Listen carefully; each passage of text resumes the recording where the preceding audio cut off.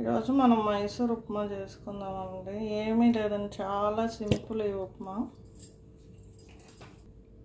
Simple తాలింపు,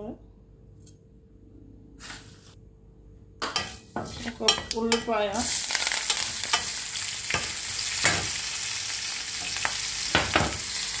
రెండు పచ్చిమిరపకాయలు, కరివేపాకు,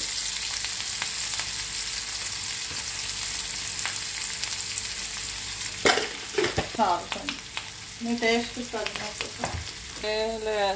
మైసూర్ ఉప్మా అంటే మన లెఫ్ట్ ఓవర్ ఇడ్లీ ఉంటుంది కదా, దాన్ని పొడిలాగా చేసి ఉప్మా చేసుకోవడమే. మైసూర్ ఇడ్లీని తాలింపులో వేసుకోవడమే, అంతే అండి. కావాలంటే వెజిటేబుల్స్ ఏమన్నా కావాలంటే వేసుకోవచ్చు. అదే మీకు వెజిటేబుల్స్ ఏమైనా కావాలంటే వేసుకోవచ్చు అండి. క్యారెట్, గ్రీన్ పీసు, కార్న్, మీకు ఏది కావాలంటే అది వేసుకోవచ్చు. అది ఆప్షనల్ అండి.